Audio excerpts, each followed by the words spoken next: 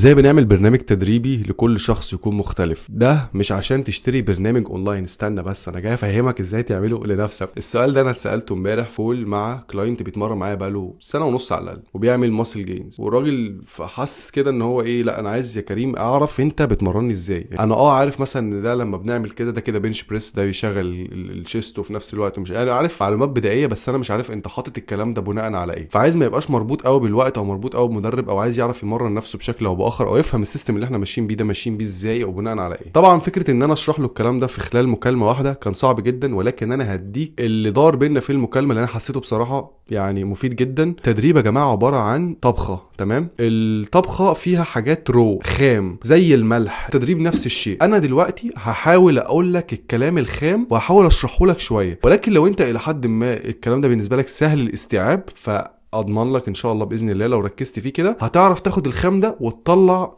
وجبه حلوه. جميل. فانا هقول لكم الطريقه اللي انا بفكر بيها في الموضوع ده وازاي بديزاينه، وده مش بالضروره يكون اصح شيء، ده اللي انا وصلت له من خلال خبرتي في التدريب والدراسه والتعامل مع بني ادمين مختلفين، فوصلت للفورمولاز او طريقه التفكير اللي انا هقولها لكم. وفي نفس الوقت هقول لكم البيزك العلمي بيقول ايه. البيزك العلمي بيقول الاتي، ان التدريب الرياضي عباره عن 3 حاجات: شده وحجم وكثافه. هشرحهم بس اتقل شويه. الاجهزه اللي بتتعمل بتبقى بناء على اولا الشخص ده الاسبوع ده كان بيعمل ايه. يعني بمثال لو هو بقاله في الاسبوع ده اتمرن اول امبارح مثلا لور بودي او رجل، وفي نفس الوقت عمل كارديو بيشغل فيه جري مثلا او نفس اليوم او اليوم اللي بعده، فاليوم الثالث انا مش هحبذ ان هو يكون برضه بيعمل جري، ففي الحاله دي انا هخليه يعمل جهاز تاني ككارديو يكون اريح على الركبه، زي مثلا الاليبتيكال او زي مثلا الروينج ماشين. ده نقطه. النقطه حاجه ان في التمرين نفسها انا افضل مثلا لو نفترض حد مستواه قادر ان هو يحتاج ان هو يعمل 30 دقيقه او 40 دقيقه، ان هم يكونوا كلهم على نفس الجهاز، ده زهق قوي. يعني مش محتاج فيلم، انا محتاج حتى لو في مزيكا وفي فيلم او قرآن او اي شيء برضه ممكن ازهق، ولو ما زهقتش النهارده هزهق بكره. فكره التنوع بين مثلا لو هم انا محتاج اعمل 30 دقيقه يتعملوا 25 بشكل معين، بعد كده 10 في الاخر بشكل اخر، او يبقى ليها ديزاين انترستنج، ده بيكون بيفرق كتير جدا. الحاجه الثالثه ان فكره عمل الكارديو بعد تمرين انا بشوفها علميا اصح، ولكن التطبيق على ارض الواقع يعني ثانيه واحده، النقطه دي مهمه، ان الكارديو بعد التمرين او هو بشكل كبير اصح لخساره الدهون او لزياده العضلات بشكل صافي، فاعمل كارديو عشان صحه القلب. ولكن ارض الواقع يكون عنده 40 ولا 30 ولا حتى 20 دقيقه على جهاز ثابت، في الغالب ما بتتعملش وفي الغالب بزهق. ففكره ان انا اعملها قبل التمرين هي ممكن تاخد من الانرجي بتاعه التمرين، وهقول لك هنحل الموضوع ده ازاي، ولكن هتخليني ابدا التمرين وانا في فات بيرنينج زون، وفي نفس الوقت لو انا تعبان ملكتك عندي سورنس او عضلاتي بتوجعني من سيشنز فاتت، ده بيساعد ان السورنس ده يروح، لان الكارديو عامه اللي هو الهارت ريت بتاعه بيبقى 60 70% بيكسر اللاكتيك اسيد اللي موجود في العضلات. اللاكتيك اسيد ده هو المسؤول عن الوجع اللي انت بتلاقيه بعد التمرين. لو عندك وجع بعد التمرين او اول ما تصحى، الوجع ده عباره عن لاكتيك اسيد متجمع. فده بيتشال ازاي؟ بيتشال من خلال تمارين هاديه الشده اللي هو 60 70%، فبيكسر لاكتيك اسيد فبيرجع ريسايكل في البلاد سيستم ويرجع يغذي القلب، والسورنس ده او الوجع ده يروح اسرع. افضل طريقه تخلص من هذا الوجع هو التدريب هادي الشده. اسهل طريقه دي كارديو لمده تتعدى ال 25 دقيقه، وفي نفس الوقت لو انت في نفس السيشن عملت تمرين لعضلات مختلفه عن اللي وجعك وعملت شويه استرتشات بسيطه للمكان اللي بيوجعك، شكرا انت خليت الوجع لو هو مثلا المفروض يقعد 3 ايام، لا ده ممكن يقعد يوم ونص. ازاي اتغلب على موضوع الطاقه اللي بتروح في الكارديو اول التمرين، ان انا يبقى عندي انرجي في التمرين؟ في الحقيقه انت مش تتغلب عليها، لان معظم التمارين اثناء الاسبوع مش المفروض يبقى عندك فول انرجي طول التمرين، الا لو في ايام هتوصل ل 90% هارت ريت، او لو بنتكلم في الوزن في ايام انت محتاج فيها ويت ليفتنج تتعدى ال 85% من الماكس بتاعك. الحالات دي الايام الوحيده اللي ممكن ما تخليش الكارديو في الاول، لان انت فعلا برايورتي رقم 1 في هذا اليوم ان انت تدي ماكسيمم في التمرين. في الايام دي مش لازم تعمل الكارديو كله في الاول، هتعمل بس التسخين اللي المفروض تعمله في الاول وتركز فيه قوي، لان انت هتحتاجه عشان ما تتصابش. انت عندك مهمه اكبر دلوقتي. في الحالة الحاله دي هتتغلب على موضوع ان انت محتاج طاقه في التمرين. لا، في الحقيقه انت مش كل الايام محتاج طاقه. يعني مثلا مش رايح تتمرن بايسبس وترايسبس هتحتاج طاقه، لا عادي ممكن تعمل كارديو في الاول. وعاده احنا بنبقى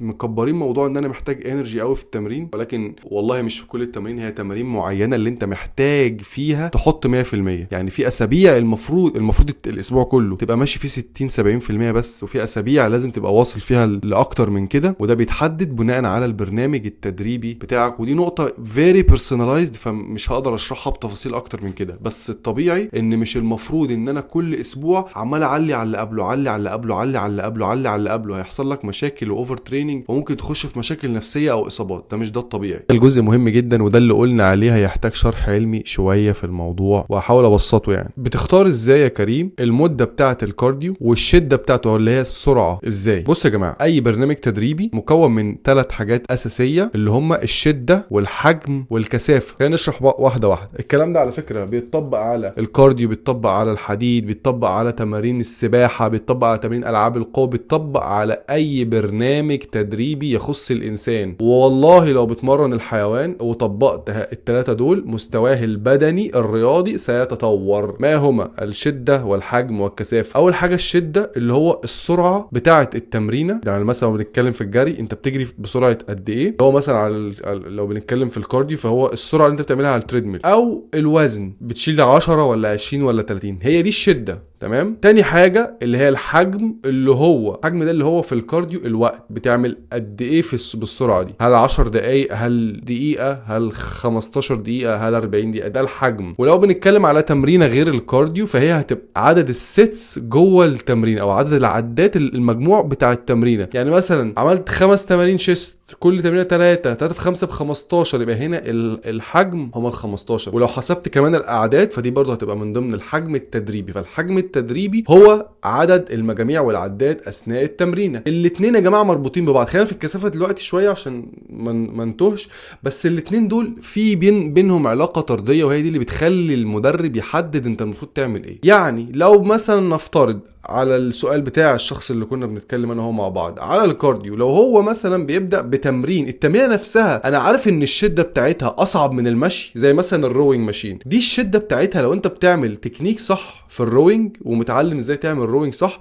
في الغالب هتلاقي الهارت ريت بتاعك طلع اسهل بكتير من المشي السريع او من المشي الانكلاين حتى. فاذا لو انا اخليه يعمل على الجهاز ده او على الستير ماستر، فهخليه يعمل وقت اقل، لان في علاقه. كل ما الشده زادت، الشده اللي هو الهارت ريت بتاعه زاد، فهخلي الوقت بتاعها اقل. وطبعا هنا في سنس اللي هو بقى الطباخ بيعمل ايه. انا عارف ان الشخص ده قادر يعمل مجموع بالكتير قوي 25 دقيقه كارديو، مش هيزيد عن كده، ففي السنس ده في النص بيدخل. فعملنا شده عاليه، فاذا هنخلي الحجم اقل. يعني مثلا عملنا جري، فهنعمله بس 15 دقيقه، لان هو اصلا اخره في الكارديو 25. فلو في جري في جوجينج هنخليه بس 10 الى 15 دقيقه حسب الحاله بتاعته اثناء اليوم ده. ما ينفعش انا اجي مره طق في دماغي هنعمل 30 دقيقه لا، ما هو مش كده. هو ما بيعملش هو اخره في الشده القليله 60 70% 25. فما ينفعش تطق في دماغي في اسبوع بص يا باشا احنا هنعمل 30 دقيقه كلهم جوجينج، مش هتتعمل، مش مستواه. على الصعيد الاخر لو الحجم زاد فالشده تقل. يعني مثلا عايزين النهارده نعمل رقم جديد، هو متعود بيعمل مثلا 25 دقيقه بس، النهارده التمرينه سهله اللي هو بعد الكارديو التمرينه سهله، مثلا التمرينه كلها كور بس ما فيهاش شده عاليه قوي اثناء التمرينه، فعايزين نزود في الكارديو شويه، فساعتها مش هتبقى 25 دقيقه، لا هنعمل 35 دقيقه. لو هم دلوقتي ايه الحجم زاد صح، فالشده انت كده بدأت تفهم الشدة هتقل. ولكن دي الطريقة اللي الواحد بيفكر فيها وهو بيعمل الكارديو، هيعمل انهي اجهزة وبناء على ايه هيحط الوقت والشدة او السرعة بتاعت كل شيء. قيس على كده كل الاجهزة بتاعت الكارديو، بتختار بناء على انت حالتك في اليوم ده عاملة ازاي، يعني متمرن الاسبوع ده بشكل عامل ازاي، عشان مثلا ما تعملش تمرينتين 3 جري ورا بعض يجي لك مشكلة في الركبة او اوفر يوز للعضلات بتاعت الجري. عايزين برضو ان العضلات اللي بنستخدمها تكون الى نسبيا متنوعة، ما ينفعش تكون الشده كبيره والحجم كبير. الكثافه كده كده في الكارديو مش موجوده قوي، لان هي الكثافه هشرحها سريعا هي الراحات اللي بين المجاميع، دي برضو بتختلف بس استخدامها اكتر في التمرين نفسها. اللي انت في تمرين ممكن تريح دقيقه، الناس ايه عندها اسطمبه واحده بتخش تريح دقيقه بين المجاميع، لا هي مش كده. هو لو الحجم زاد ممكن اريح اكتر، والشده اصلا لو زادت مثلا بعمل 4 عدات ديد ليفت، ليه هريح دقيقه؟ مش هلحق اعمل اي حاجه. ودي برضو متعلقه بنظم انتاج الطاقه، مش عايز اخش في حاجه ابعد من اللي احنا بنشرحه. المهم يعني، فالكثافه هي الراحات البينيه بين المجاميع، الشده والحجم هم دول اللي بيحددوا احنا بنعمل ايه والمده قد ايه وبسرعه عامله ازاي. وفي النص سنس، انا اليوم ده نايم كويس مش نايم كويس، تعبان. وده سؤال هو ساله لي في الاخر، انت قبل كل سيشن بتسالني انت حاسس بايه، عشان لو في سورنس في حته فنعمل لدي ستريتش، ولو في مثلا حاجه بتدل ان ممكن يبقى في اصابه هنا فما نعملش تمارين معينه، او اديله تنبيه لو دي بتوجع بالاخص لازم تقول لي ولازم نغير التمرين، ما يفتكرش من هي الحاجات اللي بيتداس عليها. فده كان اخر سؤال عنده، اللي هو انت كل تمرينه بتسالني انت حاسس بايه، بتسالني السؤال ده ليه. فده كانت اجابتي بالمختصر، اللي هو انت حالتك النهارده، انت انسان، فانا ممكن ابقى حاطط برنامج بيقول ان انت النهارده تبقى جاي انرجي وايز كويس، بس انت عندك وجع في الخلفيه. فنظبط الموضوع ده ازاي؟ ان احنا مثلا نعمل استرتشات للخلفيه، نزود في الكارديو هادي الشده شويه عشان نفك اللاكتيك اسيد اللي موجود في الخلفيه، وهكذا وهكذا. ده باختصار شديد الكارديو والريكفري